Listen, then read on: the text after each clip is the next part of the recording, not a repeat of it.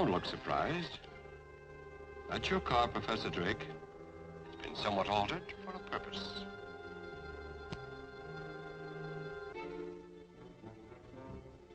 That won't help. Each door is automatically locked. Relax, Professor. I'll do the driving.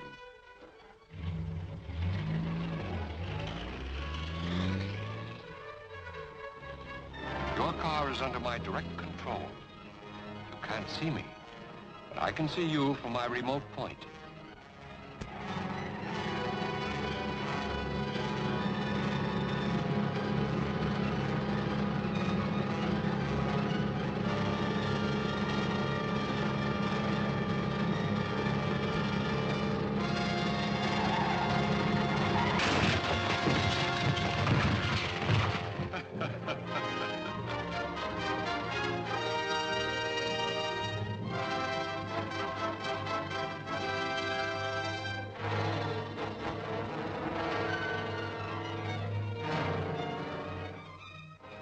Wait, Professor Millard.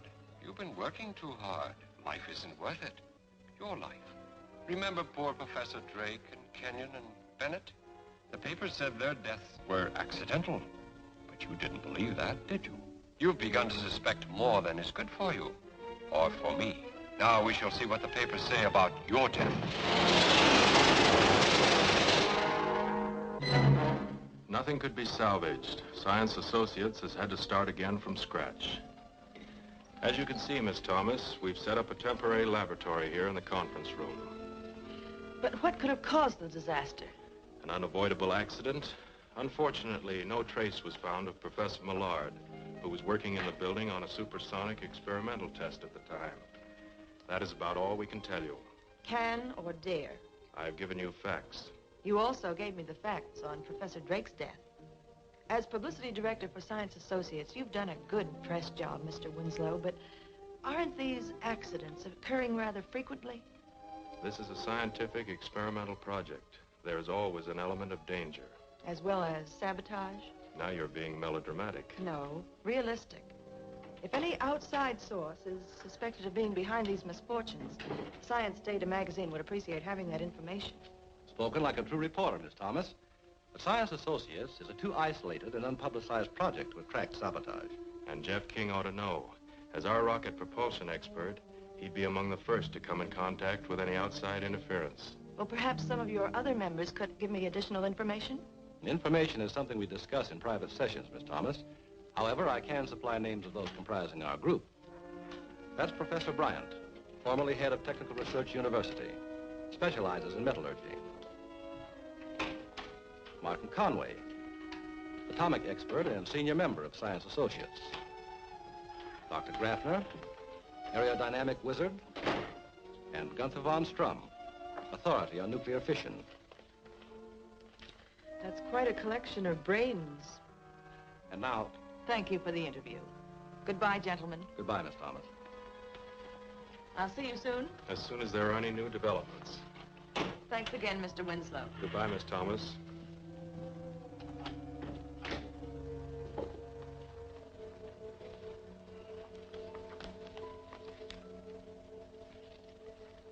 The meeting is called to order, gentlemen.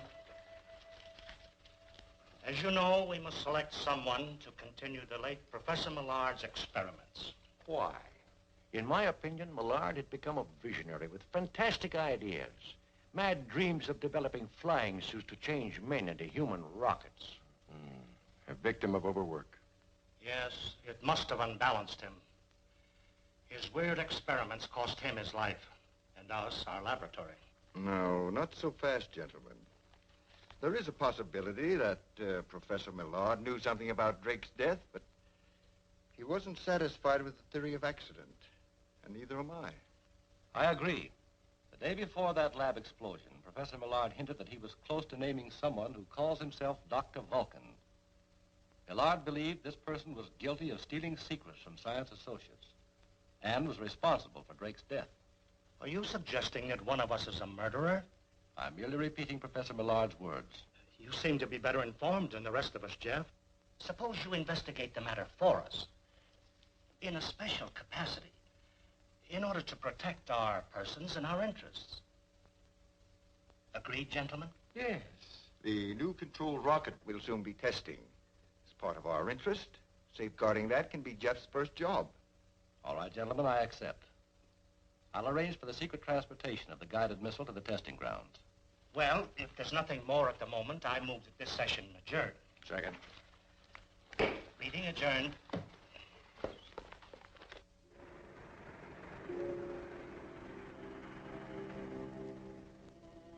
This waiting around gets me jumpy. I'm going out and get some fresh air. You'll stay put until we get our orders. Acting a little scared of somebody we've never seen. Aren't you, Durkin? I'm not scared. I just aim to please. Yeah, aiming to please a voice. A voice behind a door. Over a radio. Or on the telephone. I'd like to see who I'm dealing with. Maybe I have seen him. Right now, the important thing is to grab that pot of gold at the end of this rainbow. Wonder what Dr. Vulcan's angle really is. Those scientists out on the desert are working on newfangled flying missiles and trick jet planes. Certain foreign governments might pay plenty for that kind of stuff. If Dr. Vulcan can get his hands on it. Maybe that's why he's got us working for him.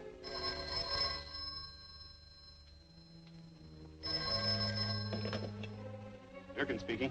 I have a job for you. Do you know Professor Jeffrey King when you see him? Sure. What about him? He has convinced science associates that Millard and Drake, at least, did not die because of accidents. You think he knows anything or just guessing? That's what I must find out. If he has any evidence against us, it's probably hidden in the conference room. Tonight, I want you to go there and search.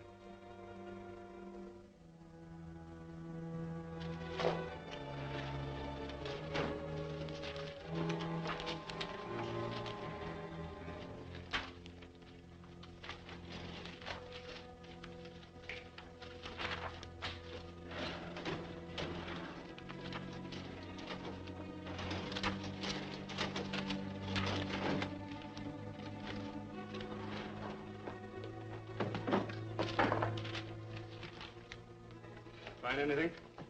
Sure, a mess of books and a lot of scientific hoopla. Nothing we can use. We ain't finished yet.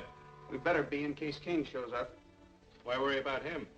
Those professor types are all brains and no brawn.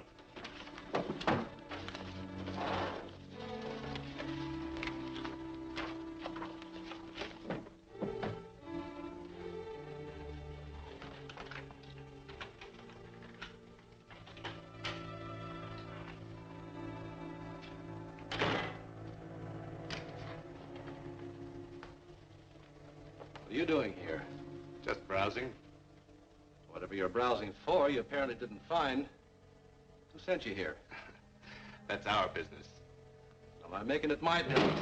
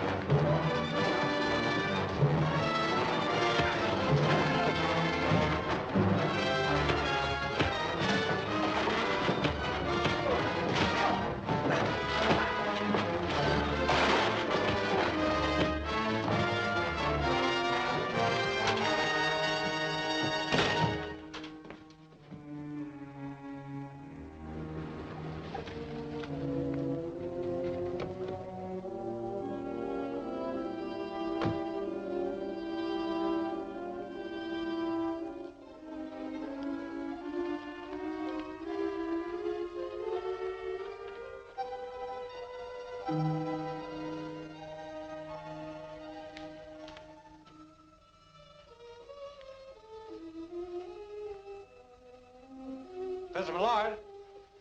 Here I am, Jeff. What's the idea? Well, I heard someone coming, and I can't risk being discovered by uninvited guests. Oh, I see. By the way, I found a couple of uninvited guests last night in the conference room. Oh? Who were they? I don't know. But I think they were two of Vulcan's little helpers. From now on, that project will be guarded. So you've been singled out as Vulcan's next victim. Not necessarily. Vulcan may have believed we had some evidence against him and sent the men to look for it. I hope you're right. Jeff, I'm not going to stay here any longer. I'm sure I can unmask Dr. Vulcan if I go back to... Now, wait a minute, Professor. We've been all over that before. Vulcan nearly succeeded in killing you in that laboratory explosion, remember? Of course. It was only your quick thinking that saved me. Well, next time we may not be so lucky. If you want to live, Professor, for the time being, you'll have to remain dead. You're right. But there's so much work to do. Yes, and all the time, space, and equipment with which to do it. You're right. That reminds me. I've completed the rocket suit. Good.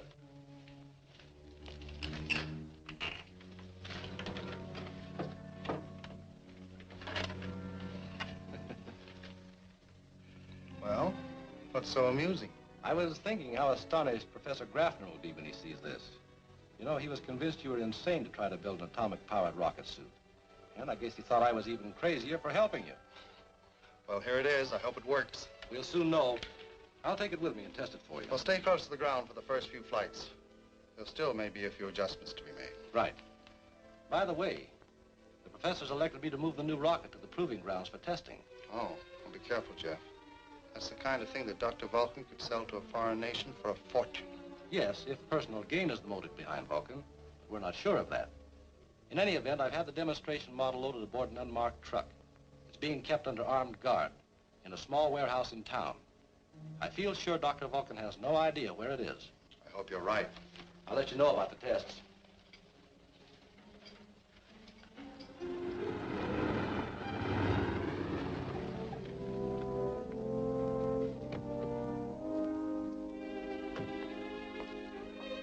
How's everything? Just fine. Truck's ready and waiting for you. Good.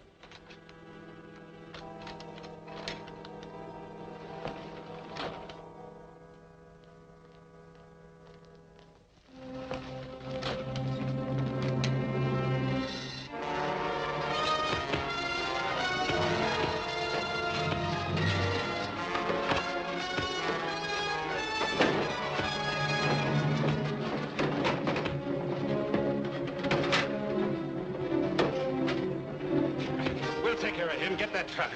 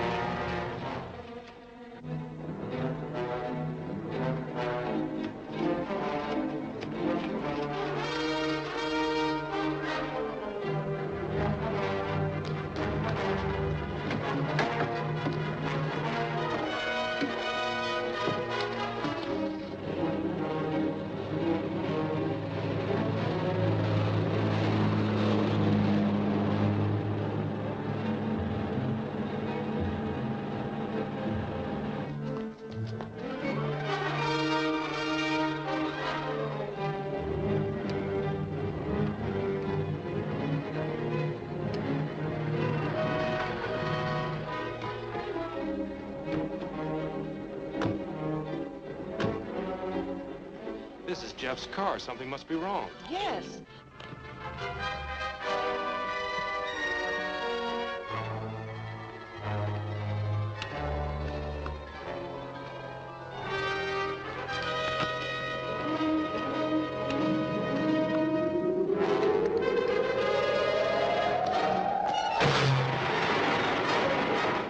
What's that?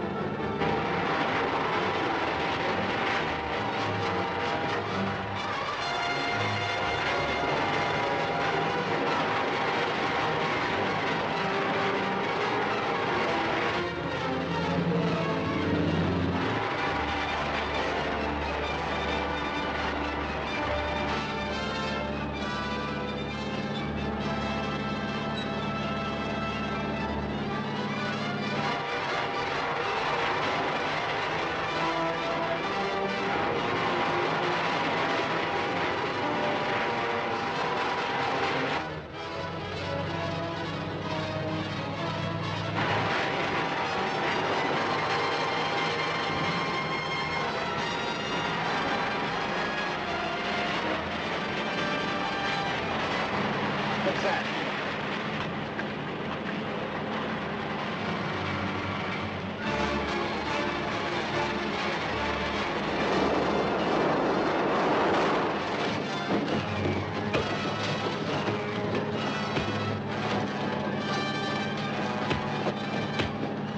Hey, what's going on back there?